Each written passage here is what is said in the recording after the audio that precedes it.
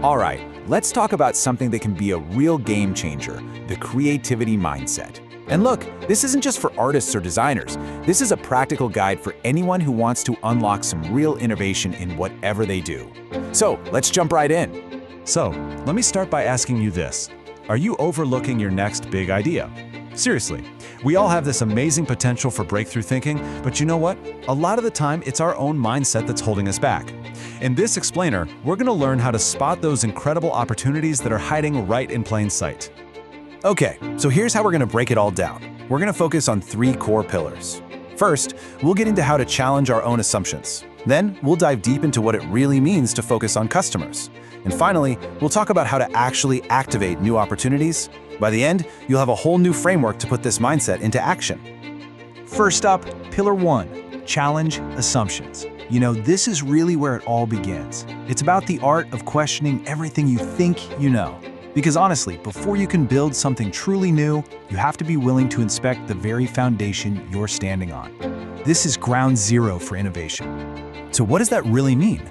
Well, it's about spotting those unwritten rules or beliefs we all have about a certain problem, and then intentionally questioning them. It's this practice that helps us break free from that conventional, and let's be real, sometimes kind of lazy, thinking that keeps us stuck. Oh, this is a perfect example of that power of reframing. For ages, the common assumption was just, people want faster horses. But the question that changed everything wasn't about speed. It was, wait, how can we make travel itself fundamentally better? That one little shift in perspective is what opened the door to the automobile. It just goes to show you, moving from a narrow assumption to a big, broad question is how breakthroughs really happen. So how can you actually start doing this yourself? It's a pretty simple 3-step process. First, just list all the facts you think you know about a topic. Second, flip them on their head. For every single belief, ask yourself, what if the absolute opposite were true? And third, just explore. Brainstorm all the wild new possibilities that suddenly open up in that inverted reality. Okay, so now that we're questioning what's going on inside our own heads, let's turn our focus outward. Pillar 2 is all about the customer. This is where we learn to stop guessing and start really listening so we can find the real problem that's hiding behind the problem they're telling us about. And this is so much more than just listening to what people say they want. It's about a deep, genuine commitment to understanding what they actually need, what their frustrations are, and what they're ultimately trying to accomplish. It's about figuring out the real job they're trying to get done. I love this quote because it just nails the entire concept. Your customer isn't buying your product, they're buying an outcome.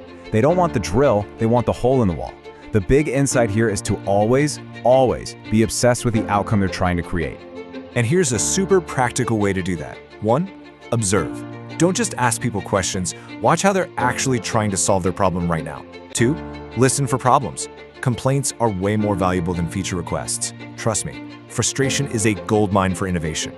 And 3rd, be like a curious kid and just keep asking why until you dig all the way down to their true motivation. And that brings us to our 3rd and final pillar, activating opportunity. Because let's face it, challenging assumptions and understanding your customers is fantastic, but at the end of the day, it's just insight. This pillar is all about how you turn that insight into real, tangible action. This is all about having a proactive mindset.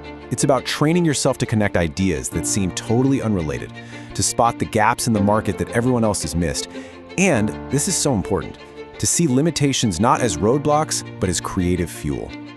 Let's think about it like this. We often think of creativity as just waiting around for a lightning bolt of inspiration to strike. But this mindset completely flips that script.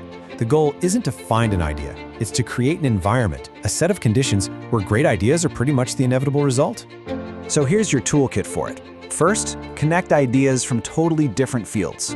What could biology teach you about software design? Second, actively look for gaps. What's annoying or just plain missing from the solutions that are out there right now? And finally, reframe your constraints. When you hit a wall, like a tight budget, don't give up. Ask, how can we achieve our goal because of this limitation?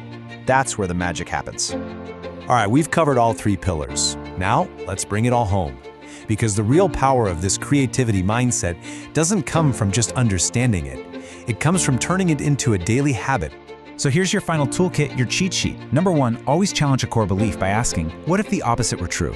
2, remember the hole in the wall, not the drill. Obsess over the outcome. 3. True problems and constraints is your creative launchpad. And 4. Go out and connect unrelated ideas to spark something brand new.